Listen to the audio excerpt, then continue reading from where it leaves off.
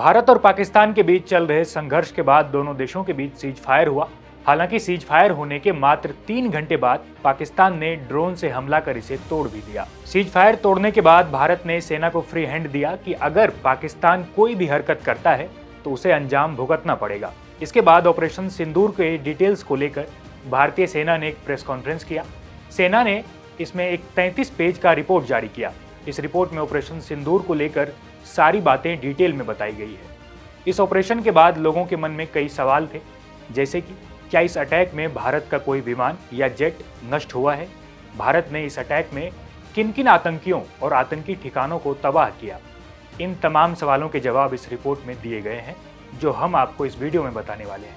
नमस्कार, मेरा नाम है जयदीप और आप देख रहे हैं India.com। सीज फायर पर भारत और पाकिस्तान के director general of military operations यानी DGMO आज दोपहर 12 बजे फोन पर बात करेंगे। बातचीत में कोई अन्य देश शामिल नहीं होगा, यानी इस बातचीत में सिर्फ भारत और पाकिस्तान के DGMO मौजूद रहेंगे और इसमें कोई तीसरा देश शामिल नहीं होगा।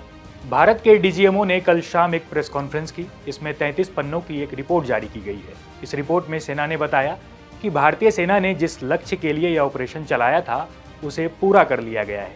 इसके अलावा सेना ने यह भी बताया कि इस ऑपरेशन में 9 आतंकी ठिकानों को टारगेट किया गया, जिसमें 5 POK में थे और 4 पाकिस्तान में।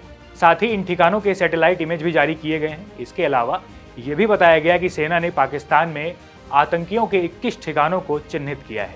भारत ने जब पहलगाम हमले के लिए पाकिस्तान को जिम्मेदार बताया तो पाकिस्तान ने यह कहना शुरू किया कि भारत झूठा आरोप लगा रहा है। इसके बाद सेना ने कुछ फुटेज जारी कर ये बताया था कि पाकिस्तान फौज में कई अफसर ऐसे हैं जो लश्कर के कांटेक्ट में हैं और लश्कर के साथ उन अफसरों की फोटो भी जारी की गई थी। इस रिपोर्ट में भी इसका जिक्र किया गया है।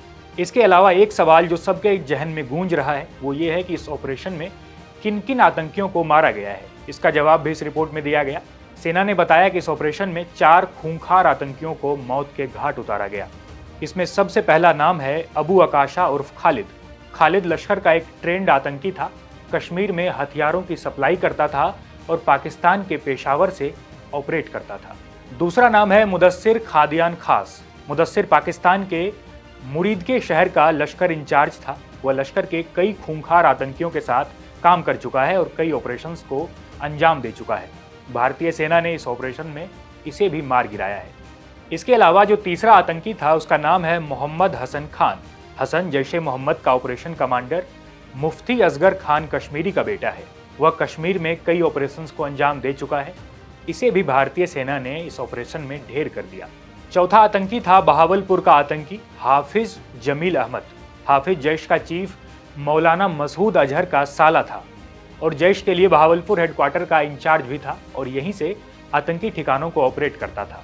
इसके अलावा भी इस रिपोर्ट में कई खुलासे किए गए हैं। इसके अलावा ये भी बताया गया कि पाकिस्तानी ड्रोन ने पुंछ के गुरुद्वारा और मदरसा को टारगेट किया और उन्हें बर्बाद कर दिया। इस रिपोर्ट के आने के बाद पाकिस्तान जो सबूत चिल्ला रहा था वो सबूत अब दुनिया के सामने है कि पाकिस्तान कैसे अपने इशारों पर इन आतंकियों को चलाता है और अपने संरक्षण में उन्हें पनाह देता है। आतंकियों के इन्हीं कायराना मंसूबों को बर्बाद करने के लिए ये ऑपरेशन चलाया गया था और ऑपरेशन सिंदूर जिस वजह से लॉन्च किया गया वो लक्ष्य हासिल कर लिया गया है। इस खबर पर फिलहाल इतना ही। देखते रहिए India.com।